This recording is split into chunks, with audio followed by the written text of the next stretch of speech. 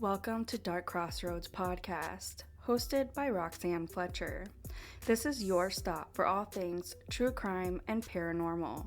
From the infamous story of the New Bedford highway killer to the chilling tale of the black-eyed children. Dark Crossroads Podcast is a truly deep dive into the stories that frighten and fascinate you. All links to the show will be provided in this episode's description. And don't forget to let us know what you think of today's episode wherever you listen to podcasts.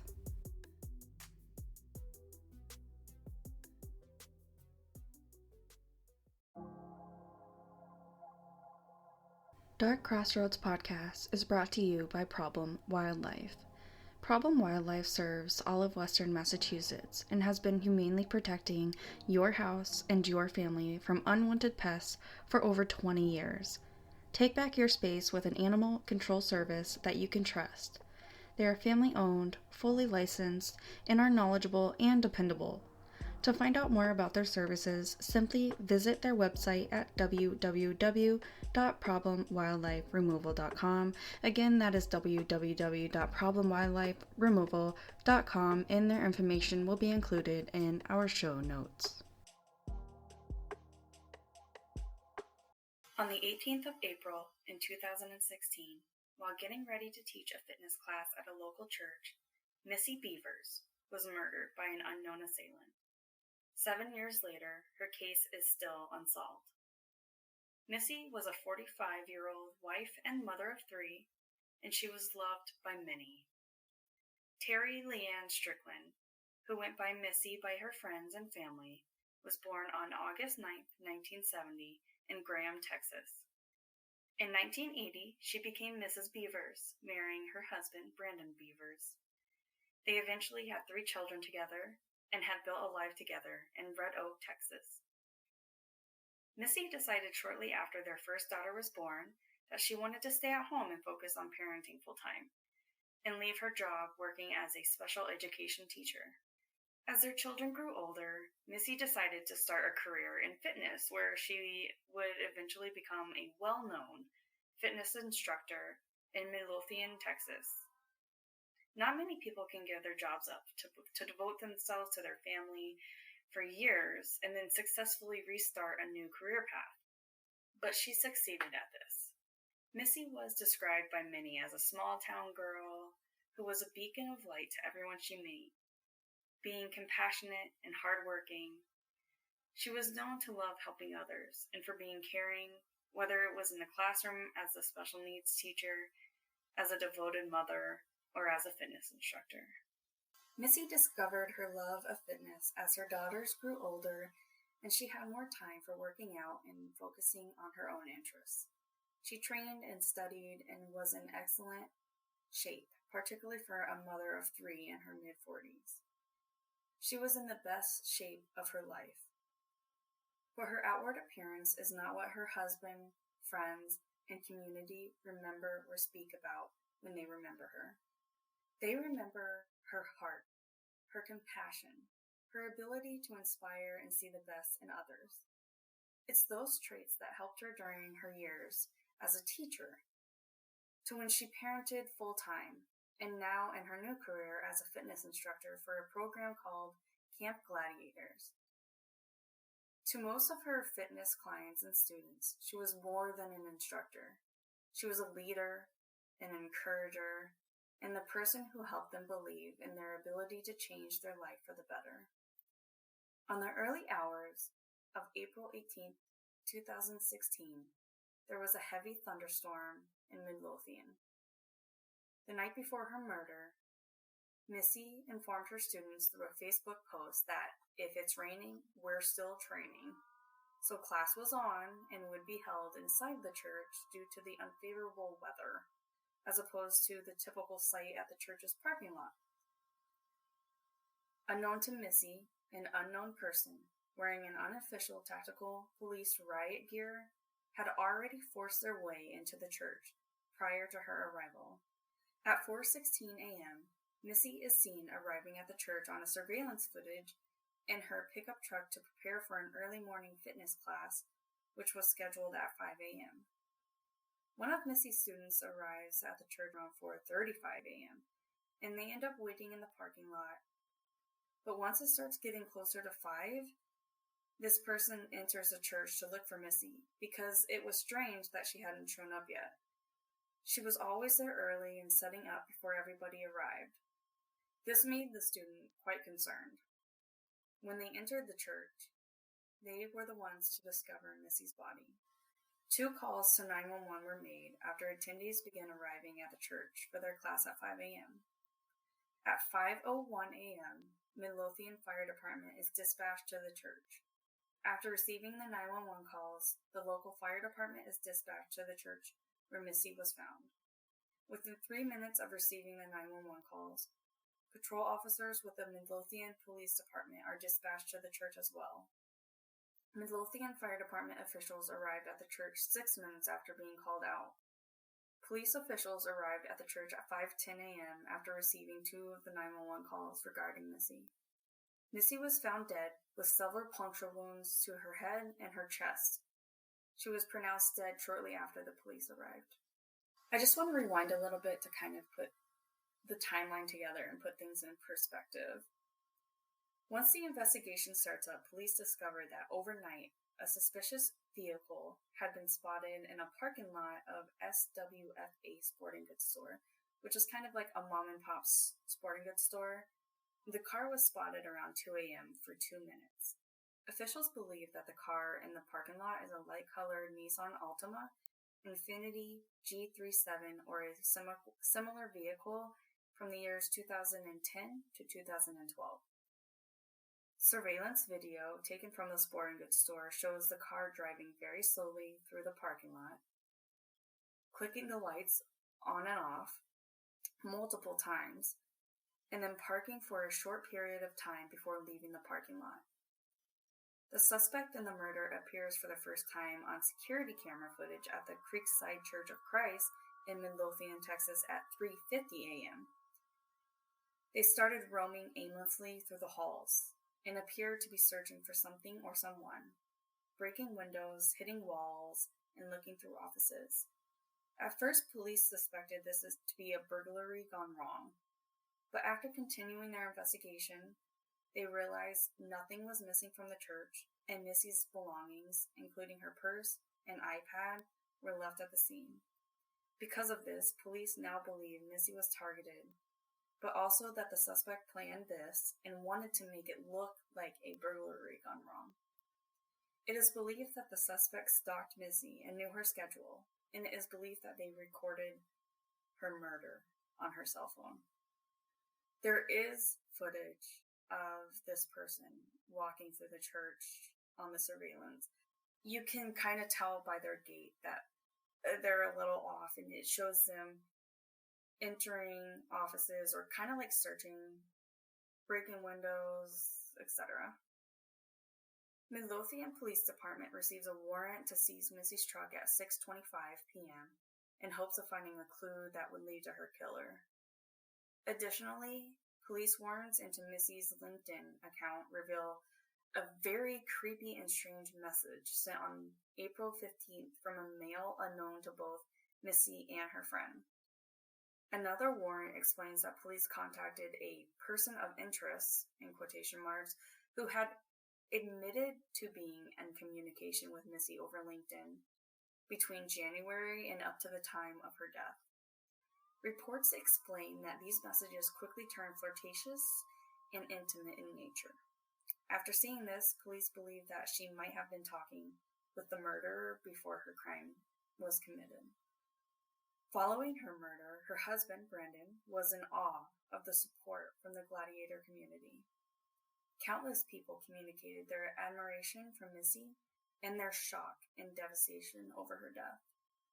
Family, friends, and her church and fitness community struggled to comprehend how such a violent tragedy could happen to one of the most loving souls that they knew. One of her students arrived shortly after 5 a.m., and she was the one that discovered Missy's body. The police were called immediately, and the student reported that Missy was unresponsive and had puncture wounds to her chest and her head. Police and EMS arrived at the scene and pronounced Missy dead. Police reported that Missy Beavers' cause of death was the multiple puncture wounds to her chest and her head. Although Missy's official autopsy report was not released by investigators, police did explain to the public that her injuries were consistent with the hammer or an object that looks like a mallet, and that the suspect had held these as they walked through the church, hitting the walls and the doors, and these objects also had been found near her body. Shortly after her murder, a few frames of the video taken from the surveillance cameras inside the church is released during a press conference in an effort to bring in tips. The video shows a few seconds of the unknown assailant walking through the church ahead of Missy's arrival. The police did add that the motion-activated surveillance cameras were not recording any interaction between the suspect and Missy. It has been stated that Missy was transporting exercise gear from her vehicle into the church when she encountered the suspect inside the church. Something that is also interesting to state is that the cameras outside of the church just happened to not be working this day. A little bug in my head is kind of saying that, did the person that committed this crime work at the church? Did they know that she was going to be there? Were they somehow able to have these cameras not working? It's a question. Were they a student of hers and knew her schedule? All these thoughts are running through my head right now. During this press conference, officials described the suspect as being designed to look like a police officer, and it was stated that their gender was not yet known. The person was described as being between 5'2" and 5'8", and walking with a limp as their feet pointed outward as they walked. It did almost seem like they were favoring their right foot or their right leg, and you can see them in the video steadying themselves on the wall and kind of like fumbling around. I don't know if it's because of the amount of like gear that they have on, or if they actually have something affecting their gait. But if you go and watch the video, you can see what I'm talking about here. It is believed that the way that they were walking, it might be due to a temporary condition also. Later on, officials released a more specific estimate of the height for the first time since giving the estimated height range in 2016. And they were stating that the killer is approximately 5'8".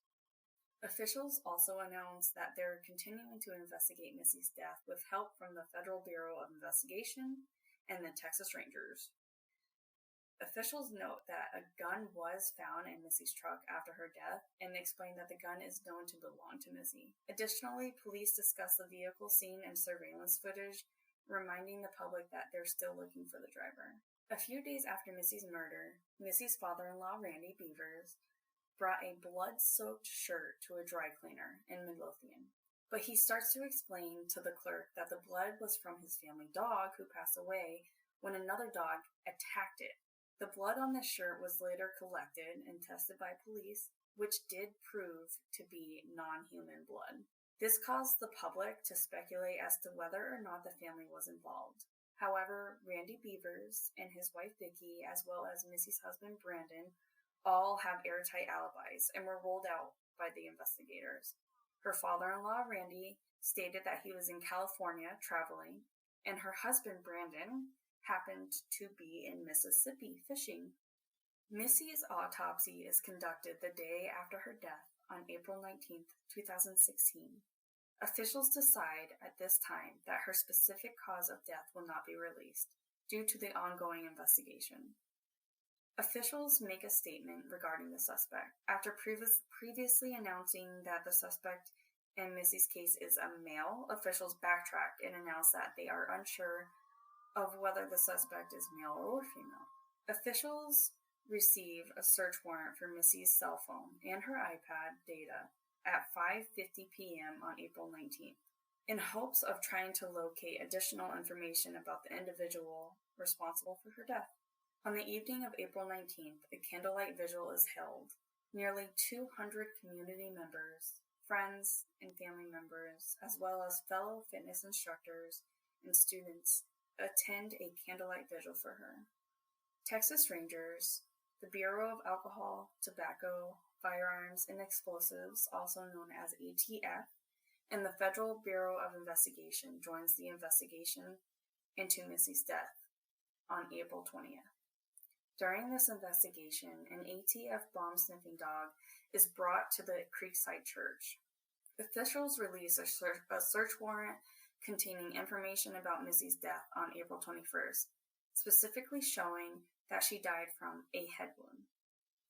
This warrant also explains that Missy's killer used an unknown instrument to kill her. On April 22nd, officials released additional surveillance footage of the suspect walking through the church. This additional surveillance video was a longer version of the video released earlier. The video shows the suspect walking through several parts of the church, swinging what looks like a hammer as they walk. On April 23rd, 2016, at 11 a.m., Missy Beavers' funeral happens, where hundreds gather at Cowboy Church to pay their respects to Missy. On April 25th, a warrant is signed for cell phone data from 9 individuals from March 3rd to April 24th. Included in this list, along with Missy, is her husband, Brandon, her mother-in-law, Marcia Tucker, and her father-in-law, Randy Beavers. On April 29th, Midlothian Assistant Police Chief Kevin Johnson asked detectives to take the weekend off to spend time with their families, recovering from the difficult week of investigating. According to Johnson, we've arrived at a point where I think it's best to allow investigators a bit of a break so they can rest and recover. We'll have a small crew over the weekend working the tips line, conducting some follow-up, and working on some miscellaneous duties. In the email, he adds, unless there is information received that requires immediate follow-up, I would not expect significant news over the weekend. We will return from the weekend fresh and ready to carry on. In April 2016, Missy's mother-in-law writes a letter to Missy's killer. This is the letter that she wrote. A letter to the murderer of Missy Beavers. Do you even realize what you have done to her daughters, husband, our whole family? Was it really worth it? Why did you think this was so necessary? You know who you are.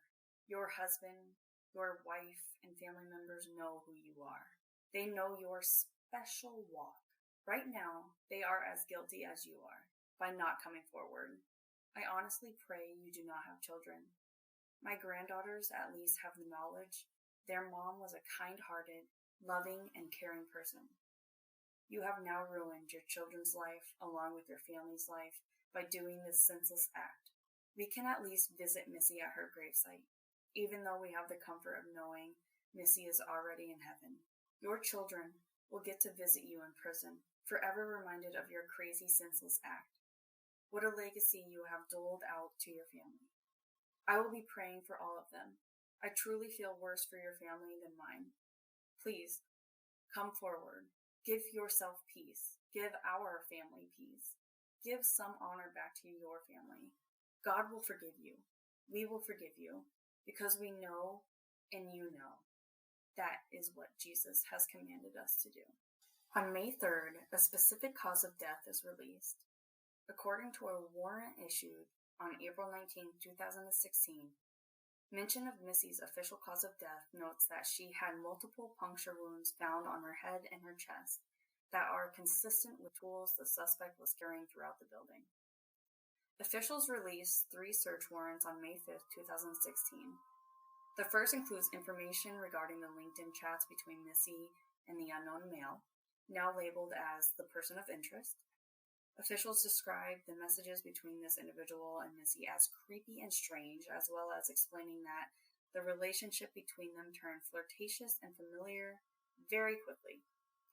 Another warrant explains that messages recovered from Brandon and Missy's phones indicate and confirm statement and tips provided to officers of an ongoing financial and marital struggle, as well as intimate and personal relationships external to the marriage with identified target numbers. Officials have reportedly identified 9 people who they consider target numbers in the warrants, though they are not considered suspects. Police have not discussed whether any of this was a factor in Missy's death. The final warrant shows that detectives requested data from cell phone towers in the area. NYPD tracking experts joined in to aid in the investigation on May 6th. They were brought in to help analyze the pings from the cell towers in hopes of finding the electronic footprint of Missy Beavers' killer in the early hours of April 18th.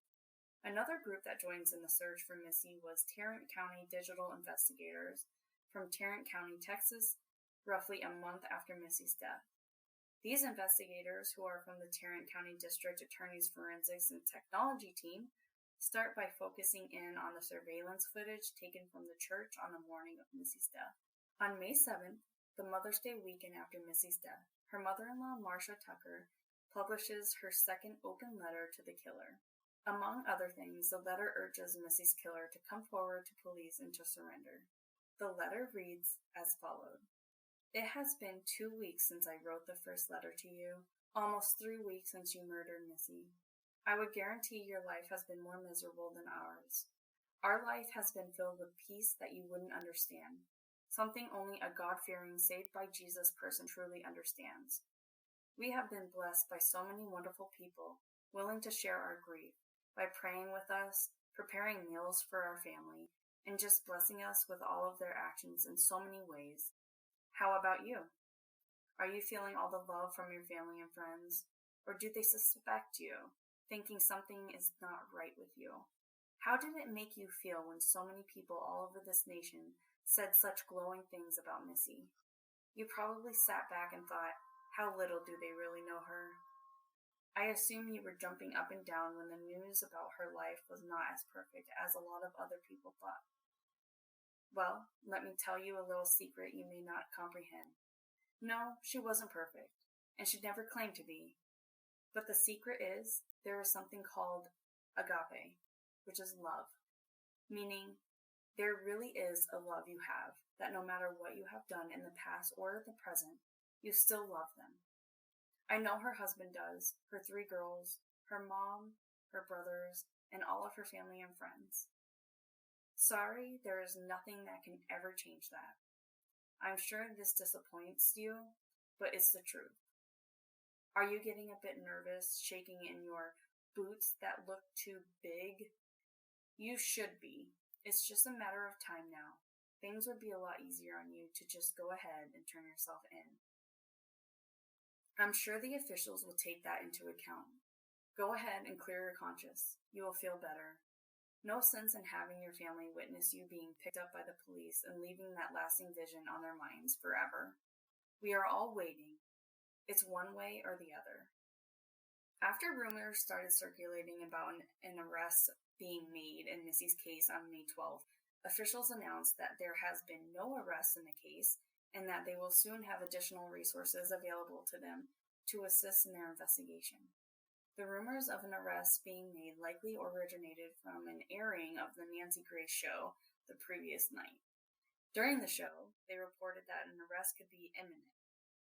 After Tarrant County digital investigators began assisting in the investigation, officials announced that a detailed analysis of the surveillance video has been created in order to build a more specific physical description of Missy's killer. Police do not go into further detail. Midlothian police hold a press conference on May 20th, explaining that the suspect is between 5'2" and 5'7", and have not confirmed a gender for the suspect. They also announced that police are looking for the Nissan Altima that pulled into the sporting goods parking lot at approximately 2 a.m. Their final announcement is that none of Missy's friends, family members, or co-workers are considered suspects at the time. Shortly after Missy's death, a Facebook profile claiming to be Missy begins sending friend requests to her friends and her family. And though police begin investigating this profile, they admit that the account may be a scam, a glitch, or a really cruel joke. Within a month of Missy's death on May 16th, the sporting goods store SWFA offer a $10,000 reward for information. In addition, Oaks Farm Dairy adds another $10,000 to the reward, which would be set to expire in 6 months. Only 6 months after Missy's death, and 13 plus tips, plus tips. Officials state that the volume of tips being received by investigators is beginning to become increasingly less. They admit that most tips lead to dead ends, but they vow to use any resources available to them in their effort to find Missy's killer. Officials hold another press conference and discuss information from search warrants. During this press conference, authorities announced that they have received additional cell phone records from their warrants submitted in April. Additional warrants, as mentioned during the press conference, seek information such as IP addresses, photos, messages, and other account access information for both Missy and Brandon's phone. In an effort to bring fresh eyes to Missy's case, detectives from the Dallas and Fort Worth police departments looked through the evidence in Missy's case to find anything that may have been missed in July. The reward for information leading to an arrest and indictment in Missy's case was increased from $20,000 to $50,000 as the 6-month anniversary of her death passes. To honor Missy, more than 6 months after her death, friends, family, and community members host the first annual Downtown Dash 5K run in her honor on November 5th. Around 100 people participated in the run, and proceeds earned from the race are donated to the Salvation Army Boys and Girls Club, where Missy was often known to frequently volunteer. In January 2017, the 1-year anniversary of Missy's death quickly happened. Surveillance footage from the parking lot of SWFA Sporting Goods store is eventually released. The video shows a car with an unidentified driver slowly circling the parking lot, flicking the headlights on and off multiple times, and parking before leaving. Though police did not release this footage, they do admit that they did not release this because the photo they did release showed specific sticker on the back bumper, and they were hoping that somehow somebody would notice it. It is barely noticeable in the video, though, and investigators do not believe that this car is connected to Missy's death, but they are looking to speak with the driver to officially clear them of any involvement. There is a video of this car in the parking lot of the sporting goods store, and it is pretty sketchy. It's kind of weird. They're just driving around the parking lot. They stop and they do flick their lights on and off, sit there for just a few seconds, and then they drive away. A new detective, Sergeant Andy Vaughn, is assigned to Missy's case in February of 2018, with hopes that another fresh set of eyes and a new perspective will bring her killer to justice. The Ellis County Women in Business Group attends the Ellis County Youth Expo on March 31st, where they happen to start purchasing a pig being shown and was sold by Missy's daughter. In an effort to show support for Missy's family, the group purchases the pig, and the money earned from the event helps students pay for their college education. Ellis County Crime Stoppers and the listeners of True Crime Broads podcast raised enough money to place a billboard seeking tips for Missy's case in September of 2020. The billboard receives enough funding to remain standing until December of 2020. Midlothian police say Missy Beavers' murder is not a cold case. After Missy's case remains unsolved for 6 years, an anonymous donor adds $100,000 to the reward fund for Missy's case. This is added to the $50,000 reward, and the current reward being offered for information leading to the arrest and conviction of the individual or individuals responsible for Missy's death sits at $150,000. If you have any information on this case, please call Midlothian Crime Stoppers at 972-937-7297. This call can be anonymous, and if you have any information, they will take it and they will follow through with it. I have many theories about this case. I honestly believe that this person was targeting Missy from everything that I have seen so far. There has been suspicion that she was seeing another instructor that she worked with behind her husband's back. And a part of me believes that the person that murdered her might be that individual's wife, and maybe he might be in on it too. He did teach self-defense classes and often wore stuff like what was seen in the video, but also this could be just like a random coincidence too. Another thing I question too is if this person was in on it alone, or were they having help? It makes sense that they would have help. If you watch the video of the car in the parking lot at the sporting goods store, it does not look like the individual in the other video, but it looks like there's two people in the car. So she could have somebody driving her there, or kind of like in on it. Maybe somebody else was in there somewhere, not on the video. Another thought that goes through my head is this one of her students? Because the person knew her schedule. They knew she got there early. They knew she would be there. It seemed as if she was targeted because nothing was taken. There was no other reason for them to be there at that time, on that day. So it's just something to think about.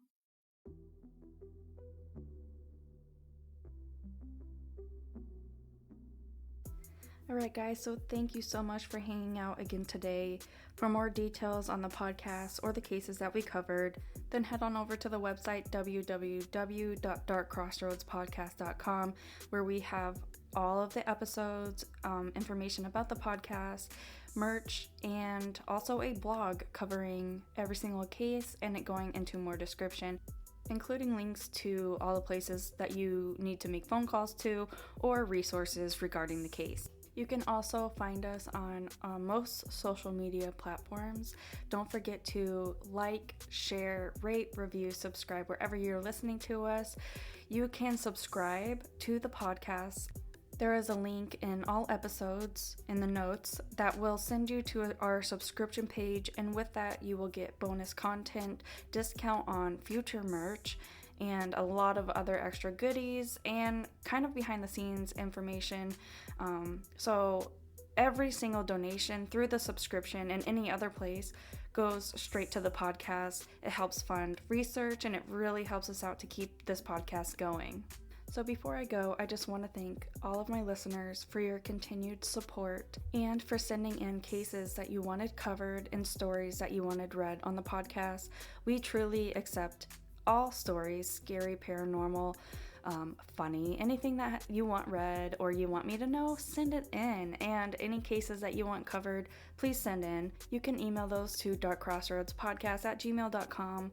And with all of this said, please don't forget to be weird, stay different, and don't trust anyone.